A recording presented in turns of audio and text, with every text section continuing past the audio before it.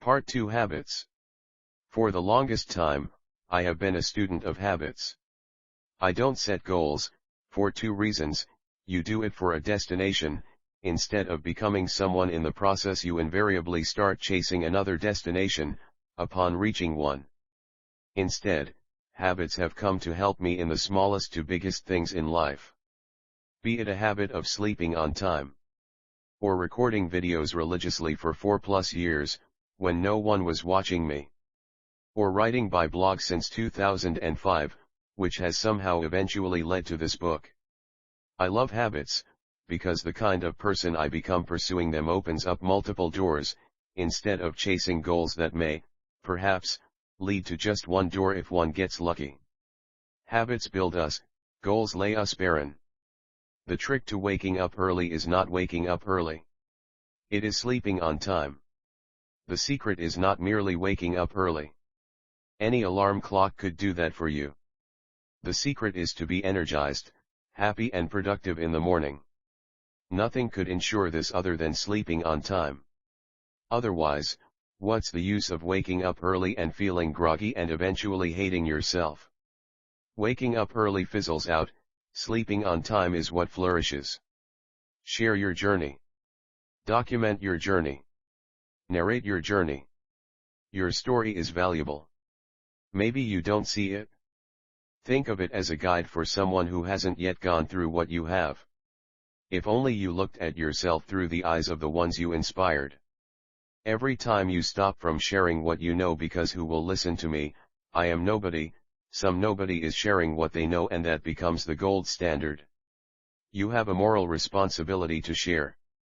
Curiosity has created more opportunities than hard work ever will. Why isn't my favorite startup founder creating content? How could I add value to the person I'm writing a cold email to before asking them something in return? Why not? The key to having more opportunities in life is to give yourself enough opportunities to get curious. You have no idea how the dumb questions that you avoid asking could solve someone's dilemma that they can't avoid.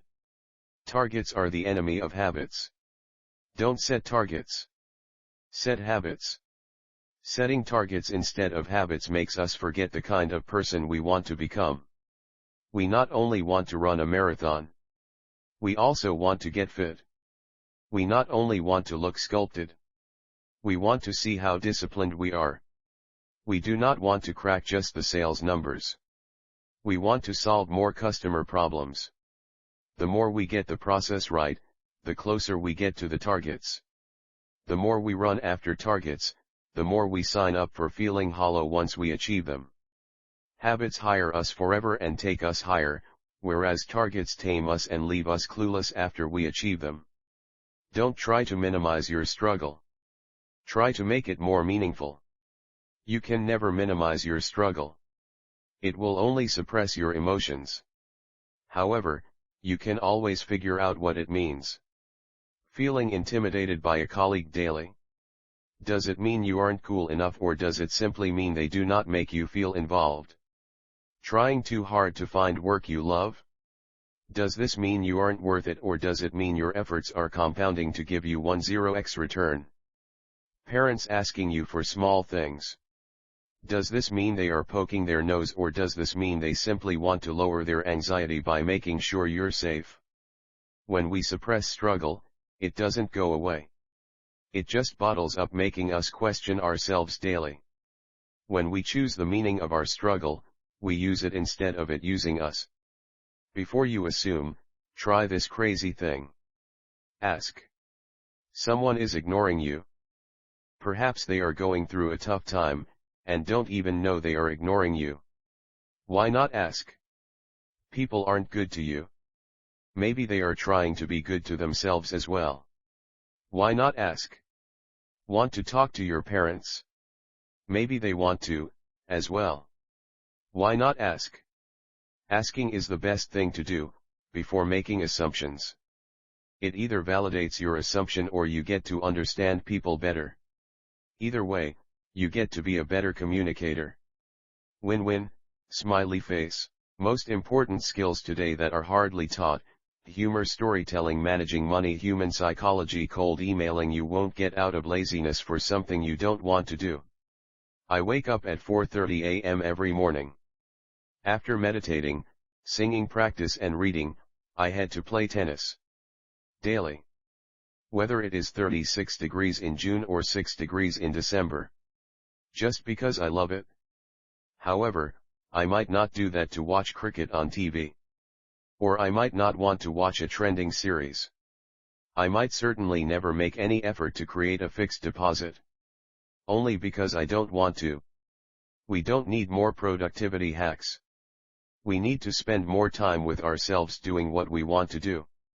The best form of writing is the one that is written neither out of fear nor with the willingness to share. Write not because you want to be liked. Write not because you want more likes. Write not because someone else will be impressed by you. Write, because you want to express yourself. Write, because you will read it. Write, because if you won't, your bottled up emotions will harm you alone. Write, because if you won't write it, how will you ever read what you need? Write, because no one could ever be you 2.0. To start the habit of reading books, read books that you will enjoy. Not books that the world thinks you should be reading. 3 things that will tell you who/what you consider as important in your life. 1. Your first hour after you wake up. 2. Your last hour before you sleep. 3. Your calendar. The first 60 minutes of my day are me time. I sip water like wine. Just smile at the blessings I have. Meditate. The last 60 minutes of my day are family time. Either I read with Vijay, or I help Ruchi put Uzma to bed, before we catch up on our day. Lovely time. Some of the things my calendar has that are super important to me: afternoon nap, 1:1 catch UPS with my team, reading time, music lessons, getting my daughter ready for the morning. The things that are easy to do are also the things that are easy to ignore. If you choose to do them with consistency instead of ignorance, they can change your life completely. Daily progress isn't about becoming an expert in your field. It is developing the mindset that progress is a way of life. It is like breathing. We rarely stop to acknowledge it. But we breathe every second. We would die without it. Reading books will not make you smart. Watching motivational videos will not make you driven. Writing will not make your thoughts clearer. We are not shaped by these things. We are shaped by the stories we tell ourselves. Reading books isn't the answer. The answer is what we take away from them. Writing isn't the answer to clarity. The answer lies in whether we write to get more at peace or whether we write to seek validation. Motivational videos certainly aren't the answer, even though I make a bunch every week. The video we turn our life into after watching those videos is the answer. Nothing changes until we change what lives between our 2 ears. We know others through their actions. We know ourselves through our thoughts. What others are thinking, we don't know. We only know what they are doing. That is exactly what they see when they look at us, what we do, instead of what we think. We may have 100 plans, but what others see is the one we are executing. Plans are plain without performance. Thoughts are powerful, when they are converted into actions. Without action, they are simply broken promises. We nod to show that we are listening. But we are not listening to the opposite person. Instead, we are listening to our mind telling us what to say. When we listen, do we truly listen, or are we preparing a response in our heads? When we listen, are we coming with an open mind, or just a closed book that knows all the answers? When we listen, do we intend to help, or do we just want to impose our point of view? We nod to show we are listening to respond.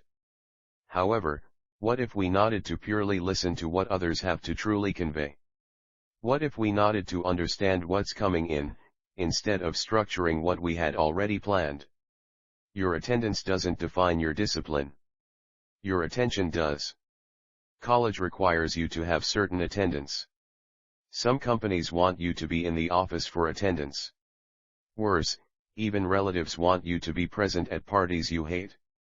What if you are present, but not happily present?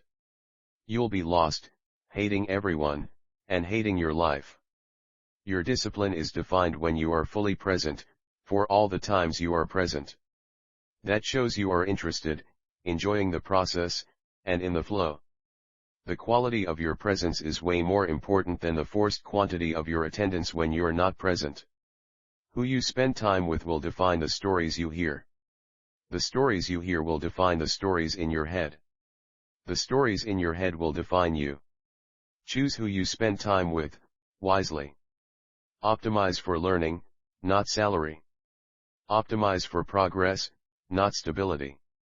Optimize for facing fears, not for comfort. If you have 2 job offers with a similar salary, the one with growth is the one you want to pick up. If you really want stability in terms of money and career, no one gets it unless they embrace progress as their way of life. Comfort stems from facing what you fear. Staying in the comfort zone is the most dangerous thing to do. The things that are the easiest to do are the things that are the hardest to live with. Yet they are the only things that make our life easier. As a fresher, you do not have a hope in hell of getting noticed. Just work, don't ask questions, don't challenge, say yes to your boss, don't try to be too friendly. The key is to stick around. And lie low. Just one of the many lies told to us. Some of the smartest people in the world are competing for your sleep time. You know what that means. Your sleep is very important. To you and to them. Don't let them win. The social media and streaming platforms are designed in a manner that hooks your attention. More you like the content, more they will recommend it. More watch time. Less sleep time.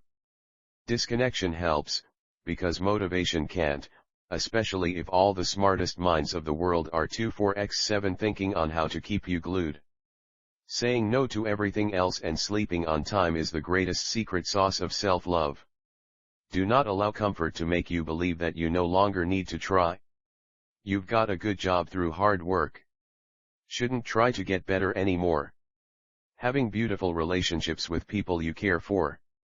Shouldn't try to care for them anymore. Got a sculpted body after relentless hard work. Shouldn't try to maintain it anymore. Wrong. Comfort is a destination. Trying more is a path. To get to the next level of destination of comfort. If we stay stuck in just one destination, comfort, we forget our home, happiness. Happiness certainly never comes through staying cool in what seems comfortable. Happiness is simply a result of slaying your comfort, so you always stay comfortable staying out of your comfort zone. No step is small, as long as it is headed in the direction of where we want to go. In a society that is obsessed with hard work and career success, seeking boredom is an act of rebellion. Seeking boredom through free time helps you feel comfortable in your skin. Seeking boredom in your own company makes you not crave for anyone else's company. Seeking boredom in the relentless daily habits makes you create success automatically. We want success and work hard to get there, hardly ever knowing that the hardest work is to seek ease in the mundane. Find it hard to say no to people, when you know you should. It's mostly because you worry about what they will think of you.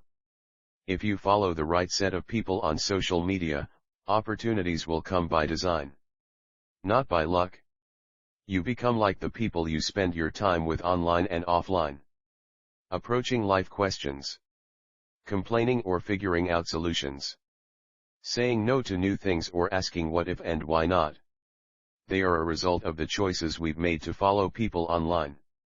And it's almost impossible to not have great opportunities because following the right people teaches you how to create your life around having new opportunities. A sneak peek into my habits. While you now know what I think about habits, here is how habits think through me. A sneak peek into my habits. Habit 1: I always carry a notebook with me. I take notes like a school student. I put tasks in a calendar. I send myself emails in the future. My mind's energy should be spent in thinking, not remembering. Habit 2: document everything. At any point I have 3 notebooks: 1. Ideas. 2 to-do lists for the day. 3 meeting notes. And I write things down. Writing helps tell the brain that this is important. And it helps me not to try and remember anything. Habit 3: I put everything on a calendar. My calendar is my lifeline. Everything is on my calendar. Bills to pay, birthdays to remember, threads to write, weekly routines. Over 50% of my waking time goes towards things that are important, but not urgent. Smiley face. Habit 4: I schedule emails to myself, for the future. There are so many things that interest me, that it becomes important to prioritize. And for me, prioritization is about scheduling. Future emails serve that purpose. Habit 5: Using technology for everything possible. There are a lot of tasks that suck your time, but do not make you move forward. Consider using technology to solve them for you. Habit 6: Sharing my calendar with my wife. I kid you not, this is a game changer. She has 100% access, so she can add, edit, and delete things from my calendar. So I do not have to think about anything when it comes to family events, birthdays, or even things she wants me to do. She simply adds it to my calendar. Productivity max. Habit 7: I have 2 WhatsApp self-groups. Create a group on WhatsApp with someone. Once done, delete that someone else. Now it's just you in the group. Pin that group to the top. And use it for easy sharing and access. OneDocs/images, which is where I store my important images, PAN card, license copy, passport copy, etc., and documents for easy access, tickets, etc. 2 Thoughts, which I use to just type something on the run, or click something, or record/shoot something. Habit 8: Afternoon nap is my daily ritual. I grew up in a home where Ma insisted, we sleep for an hour after lunch. I guess that's just stayed. Then I remember going to China and Korea and saw that in offices, too, there was a culture of an afternoon nap, heads down on the table. Never implemented it in nearby, but did implement it personally. I used to grab 15 minutes of a power nap while in the office. And since I stepped down from nearby, I have tried to nap for an hour. My daughter and I sleep together. Nothing feels better, smiley face. Habit 9: Setting the right environment is super important. I never work from my bed, always on a table. I never read lying down, always on a chair. I never eat while watching something. I never work in a dark room. Always natural light. Even when it is work from home, change into office attire while working and not be in your PJs. Subconsciously tricks your mind to get into the comfort zone. Do not underestimate your surroundings while trying to create flow. Habit 10: Create sensory hooks for what is important, not what is urgent. As a species, our senses have evolved to work for us. What we see, smell, touch, hear and taste, drives almost all of our reactions. I use my senses to drive action. Keep your phone in another room while sleeping. Place your dumbbells right next to your bed. Keep the book where you can see it easily. Set your alarm to that song that lifts you up. Apply your favorite deo/perfume when starting the day. These things work. As the world progresses, it is getting easier to slump into laziness and feel lethargic. And it is getting equally easier to lift yourself out of slumber and get moving. It is frankly a matter of intent. Not capability anymore. Not even access. The human mind is conditioned to feel happy and fulfilled while making progress. Set your life in such a manner that you can measure this progress. Even a tiny improvement in your productivity will yield results over time.